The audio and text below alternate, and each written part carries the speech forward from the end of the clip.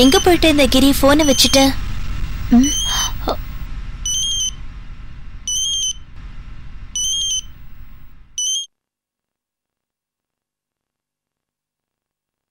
கிரி, என்னாச்சு? ஏன் போன் எடுக்க மாட்டற?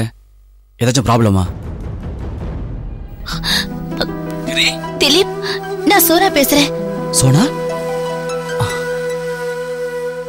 சோனா, நீ எப்படி இந்த நம்பர்ல? நீ எங்க இருக்க? போ. சென்னையில தான் இருக்கேன். திலீப், கிரி வீட்ல இருந்து தான் பேசுறேன். கிரி போனை வச்சுட்டு வெளியில போயிட்டா. சரி, நீ எப்ப இங்க வந்த? எனக்கு ஏமா போன் பண்ணல? நான் நேத்து தான் வந்தேன். வந்ததும் உனக்கு போன் பண்ணேன். உன் போன் ஸ்விட்ச் ஆஃப்ல இருந்தது. இங்க கிரி ரொம்ப சிக்கல்ல இருக்கான். உன்னால மட்டும் இல்ல, என்னாலயும் அவனுக்கு சிக்கல். உன்னால அவனுக்கு என்ன சிக்கல்? அது அது நான் உன்னை நேர்ல சந்திக்கும் போதுதான் சொல்ல முடியும். எனக்கு உன்னை பார்த்து நிறைய பேசணும்னு சொன்னா தினம் தினம் ஏதாச்சும் சிக்கல்ல மாட்டிக்கிட்டே இருக்கேன்.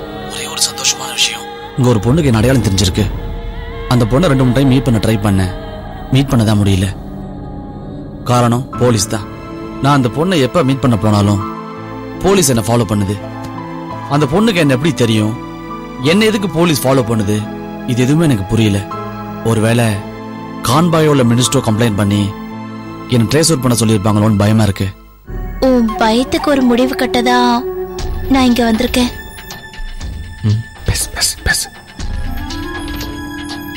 நீ நான் சொல்றபடி நடந்துகிட்டா பயப்படாம பாதுகாப்பா இருக்கலாம். சோனா, நீ என்ன சொல்ல வரேன்னு எனக்கு புரியல. நீ ஏதோ சிக்கல்ல இருக்கோன்னு பயமா இருக்கு. உண்மையை சொல்லு. எதுவா இருந்தாலும் என்கிட்ட சொல்லு. நான் உன்னை நேர்ல சந்திச்சாதான் எல்லாத்தையும் விவரமா சொல்ல முடியும். எப்போ சந்திக்கலாம்? நீ எங்க இருக்க? சரி, நாளைக்கு நம்ம மீட் பண்ணலாம். எங்க மீட் பண்ணலாம், எப்ப மீட் பண்ணலாம்ன்றத நானே உனக்கு ஃபோன் பண்ணி சொல்றேன். ஓகே திலீப், அப்ப நான் வச்சிடுறேன். சோனா ஏதோ ப்ராப்ளத்தில் மாட்டிட்டு இருக்கா போல இருக்க.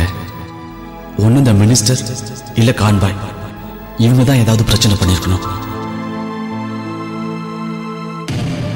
கோல்ட வாங்கி கொடுக்காம திலீப்போடு நீ எஸ்கேப் ஆகணும்னு ஏதாவது பிளான் பண்ண நினைச்ச அவ்வளவுதான்.